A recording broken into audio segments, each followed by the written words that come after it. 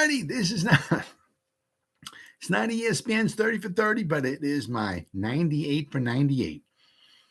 The 98 seasons in the history of the New York Football Giants. I'm going to try to get it done in 98 days. Probably not going to get it quite done in 98 days.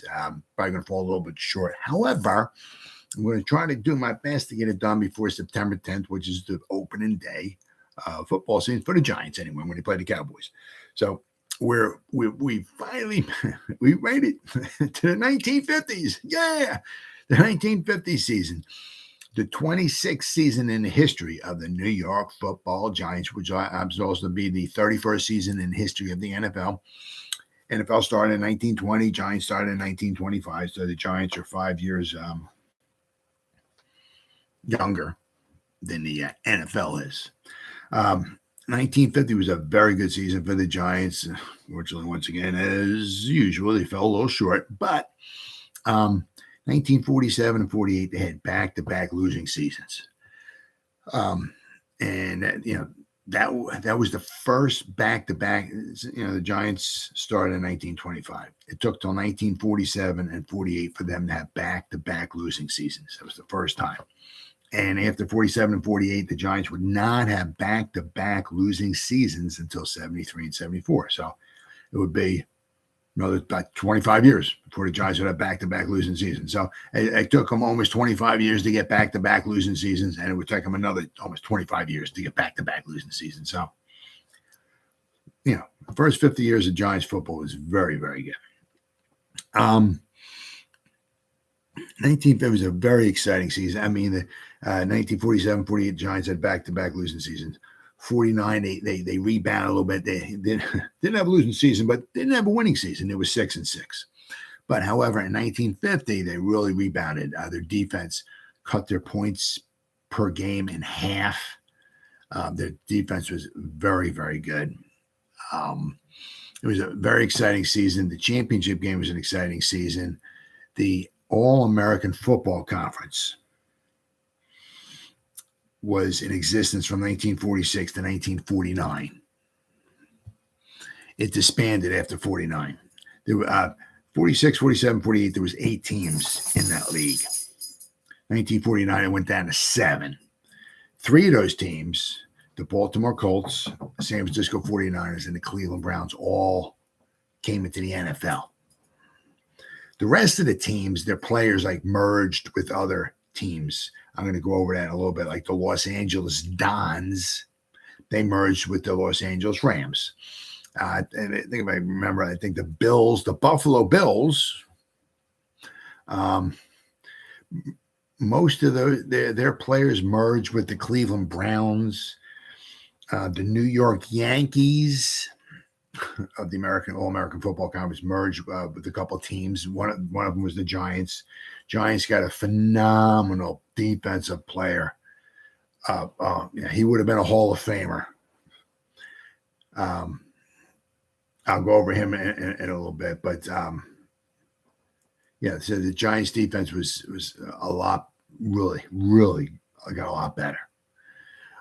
Their offense was okay. They finished the season at 10-2, and they wound up tied with the Cleveland Browns for the division lead, the Eastern Division lead. They had a playoff game. The shame of it is that the Giants played the Browns 2 times during the regular season.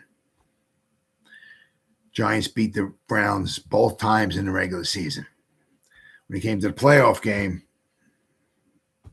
they lost to the Browns. So the Browns won the division because they won the playoff game 8-3. And then they went on to the championship game. They hosted the championship game, and they won the championship. It was an exciting championship game. Came right down to the end. Very, very scoring. Lots of Hall of Famers, lots of points. Last-minute field goal. It was just very exciting. It was all a very exciting season. The NFL expanded. I mean, it was having 10 teams. Now it had, I believe, it was 13 teams. So it was a very exciting season. Very, very exciting season all around. I said, once again, it was a successful season for the Giants, but Not every team can win a championship. And, again, the Giants fell a little bit short, but they had a good season. Very, very good season. So the 1950 NFL season was the 31st regular season in history of the National Football League. 31st for the NFL, 26th season in history of the Giants. The merger with the All-American Football Conference expanded the league to 13 teams. Meanwhile, television brought a new era to the game. The Los Angeles Rams became the first NFL team to have all of its games, home and away, televised. The Washington Redskins became the second team to put their games on TV.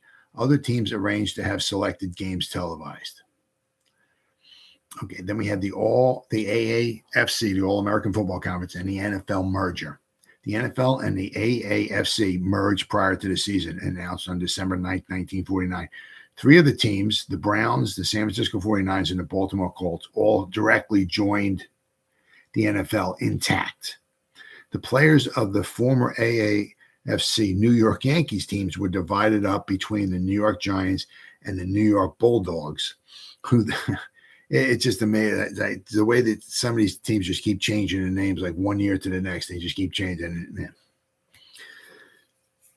In 1949, it was the New York Bulldogs. 1950, they changed their name to the New York Yanks, not to be confused with the New York Yankees of the baseball, of the Major League Baseball, or not to be confused with the New York Yankees of the All-American Football Conference. This was just the New York Yanks of the NFL.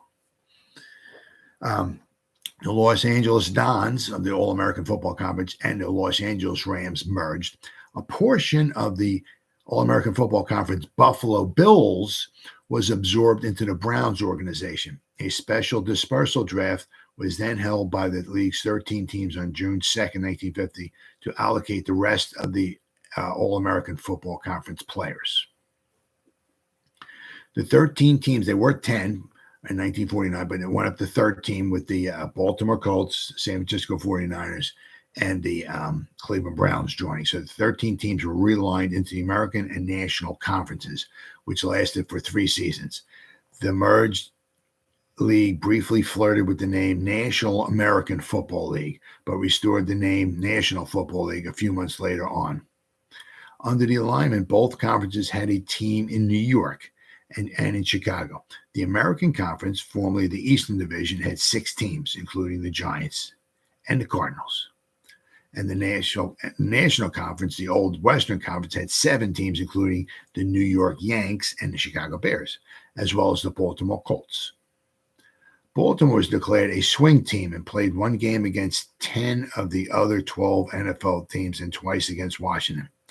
The original intent of the merger was to have the popular Cleveland Browns serve as the team for 2 years to equally help gate receipts throughout the league. However, this was refused point blank by Paul Brown. Over a 13-week season, 1 team was idle each week while the other 12 met in the 6 scheduled games. Each team played a home and away game against the other 5 teams in their conference, 1 game outside the conference, and 1 game against Baltimore over the course of a 12-game schedule. The league also established the Pro Bowl in 1950. The league had attempted an all-star game annually between 1938 and 1942. It had canceled it because of World War II and did not revive it until after the war was over. Unlike the previous all-star game format, which pitted the league's most recent champion against the league's best all-stars, the Pro Bowl would pit 2 all-star teams, 1 from each conference, against each other. Also, the 1950 season saw the first game played outside of the United States when the New York Giants played the Ottawa Rough Riders of the Rugby Football Union in an exhibition match. On August 12th, the Giants and Rough Riders would repeat the feat in 1951. The Giants handily won both games. Cool. The draft, the 1950 NFL draft, was held on 2 days, January 20th and 21st, 1950, at Philadelphia's Bellevue Stratford Hotel. It had been held there before. With the first pick, the Detroit Lions selected N. Leon Hart from the University of Notre Dame. Major rule changes. With the free substitution rule, any or all the players may be replaced by substitutes after any play was restored on a permanent basis. This change paved the way for player specialization in pro football, including 3 separate units for each team: the offense, defense, and special teams. If a backwards pass or fumble goes out of bounds before it is recovered, the team that had control of the ball last maintains possession. Kind of the way it is today, right? Let's see. I mean, just lots of highlights. I mean, what a season it was. The opening game of the 1950 NFL season matched between the defending All-American Football Conference and the Cleveland Browns and the NFL champion, the Philadelphia Eagles.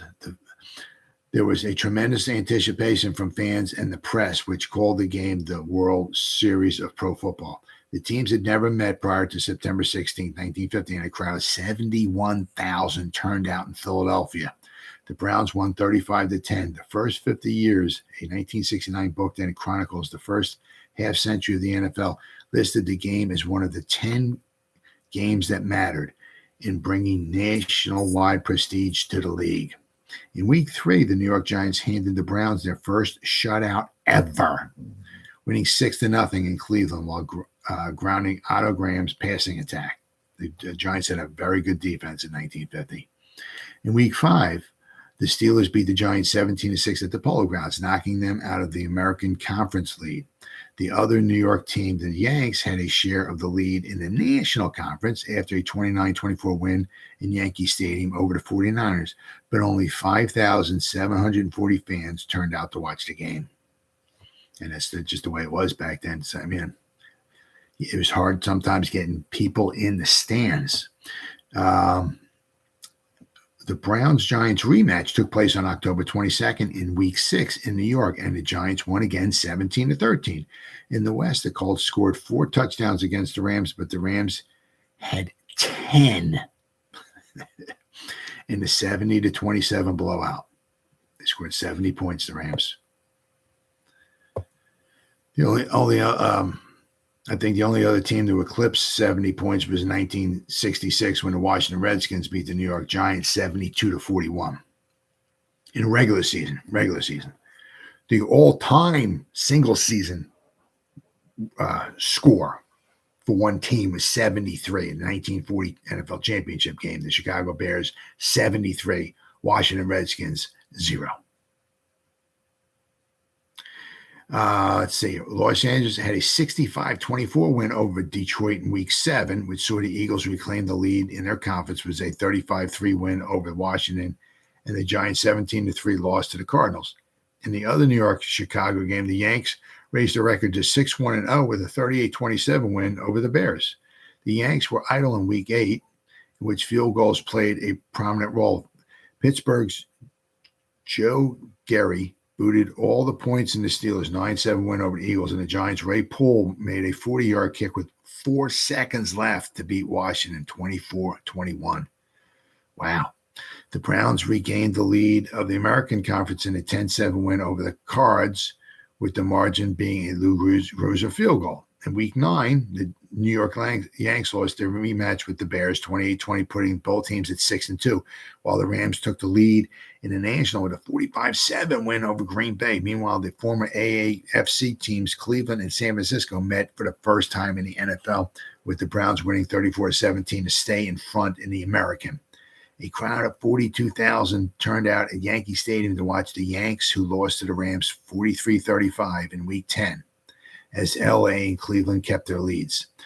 The big game of Week 11 on November 27 was Chicago, where the Bears took a 24-0 lead over the Rams on their way to a 24-14 win and a half-game lead over them in the National League. Cleveland had a bye week, and the Giants' 7-3 win over the Eagles tied them with the Browns in the American, both with 8-2 records. On December 2nd, 1950, all 6 of Week 12 games had significance. Taunted as teams that couldn't win a game without passing, the Cleveland Browns won again against the Eagles, 13-7. This time without Otto Graham attempting a pass. See, in the first game of the season, the Browns passed the ball a lot. And that's how, the Eagles, I mean, as the Eagles are, their fans are crybabies and everything. So they thought that the Browns could only win by passing the ball. So when they rematch, when the Cleveland Browns played the Eagles once again in a rematch, they just ran the ball. And they proved that they can beat the Eagles by just running the ball. And that's what they did. And they beat the Eagles. Let's see here. As I said, the Browns won again against the Eagles in their rematch, this time without Otto Graham attempting a pass. There were 17 punt returns, 12 by the Eagles, both records. In New York, the Giants had a record 8 kickoff returns for the Yanks in a 51-7 loss to the Giants. Both the Browns and the Giants stayed tied in the American Conference with records of 9-2-0. Bill Dudley of Washington returned a punt 96 yards for a touchdown in a 24-7 win over the Steelers. In the National Conference, Detroit had 302 yards receiving. Wow. 1 yard short of the NFL record in the 45-21. Oh, the Cloyce box of Detroit had 302 yards receiving. One guy in one game. 1 yard short of the NFL record in a 45-21 win over Baltimore. Tom Fears had an NFL record 18 pass receptions for the Rams in a 51-14 win over Green Bay and a 9-3-0 record to lead the division. Meanwhile, the Bears were upset by the Crosstown Cardinals 20-10, dropping them to 8-3-0, a half game behind LA. In the final week, the Browns and the Giants and the Bears were all must-win situations, while the Rams had finished their season at 9-3-0. The Bears at 8-3 were tied 3-3 with the Lions after 3 quarters. George Blanda booted a 22-yard field goal and put Chicago ahead 6-3 to give them a 9-3 record, a 9-3-0 record, and a tie with the Rams. The Browns and the Giants both won, and let's see here. So the Browns and the Giants both won their final game too. So they both finished at 10-2. So the Giants and the Browns would meet in Cleveland, while the Bears and the Rams would meet in Los Angeles for a playoff game to see who would win the division. So this never happened before, where both divisions had playoffs to see who would face each other. Well, in Los Angeles, the Rams beat the Bears 24-14, and in Chicago, in Cleveland, the Browns would beat the Giants 8-3. It was 3-3 going into the fourth quarter. The Browns kicked a field goal to go up 6-3, and then Charlie Connolly got tackled in the end zone. I think attempting to make a pass, and that was the final score of the game. So it wound up being 8-3. But I mean, the Rams scored 466 points. They averaged almost 40 points a game in their 12 games. Almost, they averaged like 39 points a game. 39 points a game. Passing leads, Bobby Lane of Detroit, 2,323 yards. Marion Motley of Cleveland led the league with 810 rushing yards. Receiving, Tom Fears led the league with 1,116 yards. Tom Fears of the Rams. Most points per game in the season, minimum of 10 games. 38.83 points per game the Rams scored. 466 points in 12 games they scored. They averaged 38.83 points per game, almost 39 points a game. Let's see, most games scoring 50 points in a season, 3. The Giants scored 3 times. I'm going to go over those. And the Rams scored over 50 points 3 times. Most points in a single team in one quarter, 41. The Rams scored 41 against the Lions in the third quarter. Most points, both teams in the third quarter was 48. The Rams scored 41 points, and the Lions scored 7. And fewest field goals in a season. The Baltimore Colts went the whole season without kicking a field goal. This would be the Baltimore. The Baltimore would disband after this. They would wind up having a team once again in 1953, but the Colts would they disbanded, and they became a couple of other teams. One of them was the Dallas Texans. But in 1953, they would wind up getting a team back once again. And from then on, from 1953 on, the Baltimore Colts would actually have a team. But after this season, the Colts disbanded. Let's see here. Let's see. The 1950 Colts hold the distinction of being the only team in NFL history to allow more than 50 points in 4 different regular season games. The 462 points, 38.5 points per game the Colts surrendered is the most of any NFL team in a decade of the 50s. So, I mean, they were just horrible, absolutely horrible. I'll tell you what, it was an exciting season. All right, the draft, the 1950 NFL draft. All right, it was held on January 20th and 21st in 1950 at the Bellevue Stratford Hotel in Philly, with the league absorbing the Colts, the Browns, and the 49ers from the All-American Conference. These 3 teams were combined with the other NFL clubs in a single ranking and to determine the order of the draft. This was the 4th year that the first overall pick was a bonus pick determined by lottery, with the previous winners being the Bears, the Redskins, and the Eagles. For this time, the Detroit Lions won the lottery, and they selected N. Leon Hart.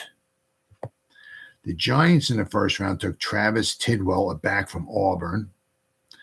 Round 2, the Giants took Eddie Price, a back from Tulane, who wound up being a very good pick. Very good pick for the Giants. Giants, third round, they took Randy Clay, a back from Texas. Round 4, the Giants took Porter Payne, a guard from Georgia. I'll just go over the top 10 picks. Round 5, they took Forrest Griffith, a back from Kansas. Round 6. Looks like they might have traded out of round 6. They didn't have a pick in round 6. Round 7. Okay. Well, I guess they traded out of round 7 as well, too. Let's see. Round 8, the Giants took Ebert Van Buren, a back from LSU. Round 9, the Giants took Vince Cisterna, an end from Northern Arizona. And round 10, the Giants took Bob Wilkinson, an end from UCLA. Now, there was, I think it was 30 rounds.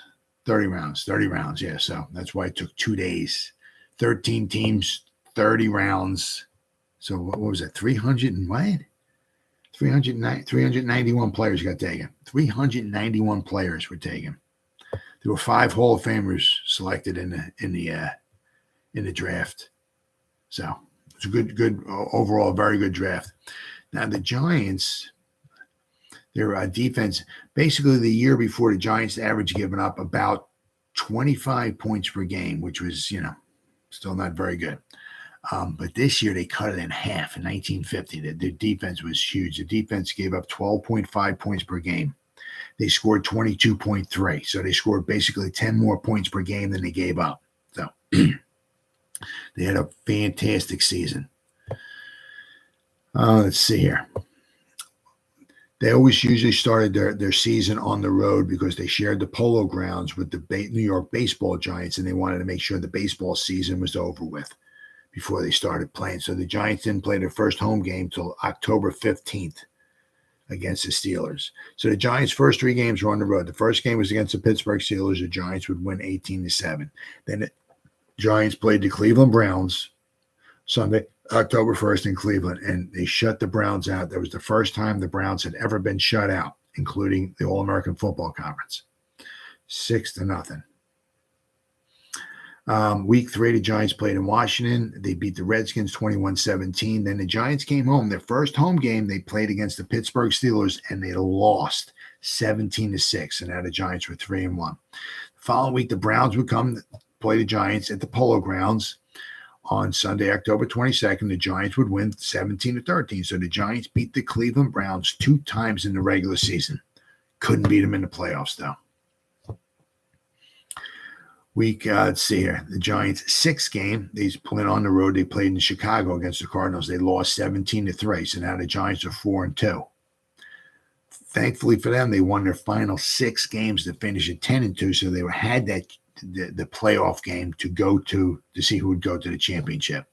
So their final 6 games Sunday, November 5th, they beat the Washington Redskins 24-21 when they kicked the field goal with 4 seconds left to go in the game. That wound up being huge because if he didn't kick that and they wound up tied, the Giants wouldn't have had the chance to play for the playoff game.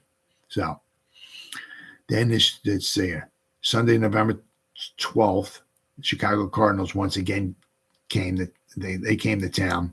Remember, the Giants lost to the Cardinals 17-13. This time they played the Cardinals and they beat them 51-21. The Giants scored over 50 points in 3 of their final 5 games. Then the next week on Sunday, November 19th, the Giants' 9th game, they played in Baltimore. They beat them 55-20.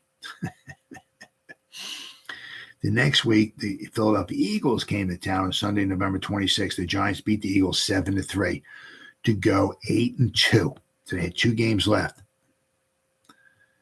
Let's see. Then their 11th game of the season, Sunday, December 3rd, the New York Yanks came to town. The Giants won 51-7. The Giants had 599 yards of offense. The Giants had 377 yards rushing. Against the Indianapolis Colts, the Giants had 423 yards rushing. 423 yards rushing against the Colts. The Colts were unbelievably horrible that year. The final game of the season, the game the Giants had to win, they played in Philadelphia. They won 9-7. They kicked 3 field goals and they won 9-7 to finish at 10-2. And as I said, in a playoff game the following week on December 17th in Cleveland, I'm not sure how Cleveland got to host the game, but Cleveland hosted this playoff game, and the Browns won 8-3. Just wasn't meant to be. But I said, but the Giants, they're overall had a fantastic season. The one of the biggest things that helped them turn their defense around was Arnie Weinmeister. They got him from the New York Yankees of the All-American Football Conference. He was a phenomenal player. Absolutely phenomenal player. The problem was he played 4 seasons with the Giants. He played from 1950 to 1953 with the Giants. After 53, the Canadian Football League went and got him. They paid him, and he finished his career in the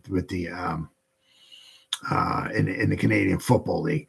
But in the 4 years he was with the Giants, all 4 years he was an All-Pro, and he went to the Pro Bowl. He was a first-team All-Pro all 4 years. He was a left defensive tackle, and he played tackle on offense as well. But on defense, he was an All-Pro, and he went to the Pro Bowl. So he was really good. If he played more years in the, especially if he played a few more years, he would have wound up in 1956. The Giants won the championship in 1956. If he hung around for another 3 or 4 years or so, he won himself a championship and all. He'd been in the Hall of Fame without question. I mean, he was very, very good, very, very good. But then the championship game was really, really exciting championship game. It was held in the Arnold Weinmeister. Even in his few years, he is in the Pro Football Hall of Fame. He played 4 seasons in the NFL. 4 seasons, and he's in the Hall of Fame. All 4 years he was a first-team All-Pro, and he was a Pro Bowl all 4 years for the New York Giants. Arnie Weinmeister. He was defensive tackle, and he's in the Hall of Fame. He played 4 seasons. He's in the Hall of Fame. But after that, he played he played 2 more years. He was on the inaugural roster for the British Columbia Lions in 1954 and played for the team for 2 seasons. He is one of 5 Saskatchewan natives to make it in the NFL. So he finished his career. He played 8 years altogether, right? 2 of them with the Yankees in the All-American Football Conference. 4 seasons he played with the Giants from 50 to 53. And in those 4 seasons, just 4 seasons, he's in the Hall of Fame. So, I mean, he was that good. He was a phenomenal player. All right, so we got the 1950 championship game. So remember the Los Angeles Rams beat the Chicago Bears 24-14 to go to the championship game. So in the playoff game between the Browns and the Giants, the Browns beat the Giants 8-3 to go to the championship game. So the championship game itself, it wound up being really, really exciting. It was played on December 24th, 1950, and it was in Cleveland. The 19 NFL championship, 50 NFL championship game was the 18th national championship, played on Sunday, December 24th at Cleveland Stadium in Cleveland, Ohio. It was the first NFL season after 4 years in the rival All-American Football Conference for the Cleveland Browns. They defeated the Los Angeles Rams 30-28. The championship was the first of 3 won by Cleveland in the 50s under head coach Paul Brown, behind an offense that featured quarterback Otto Graham, Marion Motley, Dante Lavelli, and Mac Speedy.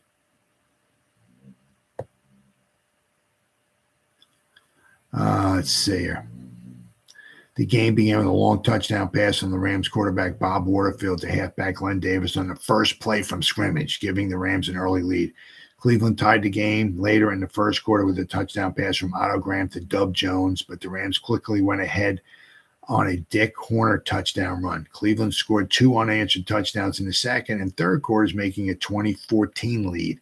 A pair of Rams touchdowns in the third quarter, however, gave the Rams a 2-possession advantage going into the final minutes, going into the final period. Because, the Rams scored 2 touchdowns to go up 28-20. Remember, back then, 8 points is 2 scores, not the way it is today. So Cleveland responded with a diving touchdown catch by Rex Bumgardner in the final minutes of the game, followed by a field goal by place kicker Lou Groza with 28 seconds left to win 30-28. Dante Lavelli set a then championship game record with 11 receptions. Bob Waterfield's 82-yard pass to Davis on the first play of the game was the longest scoring play in championship history. Los Angeles had 407 total yards. The Browns had 373 yards, but Cleveland had 5 interceptions. The Rams threw 5 interceptions. That's what killed them, compared to just the Browns only threw 1. But they picked off the Rams 5 times. They picked off Bob Waterfield 4 times, Norm Van Brocklin 1 time. Those 5 interceptions really doomed the Rams.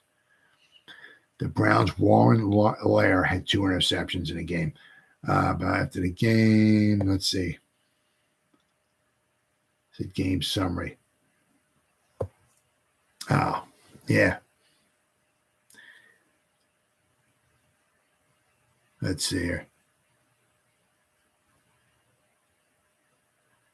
Yeah, toward the end of the game, the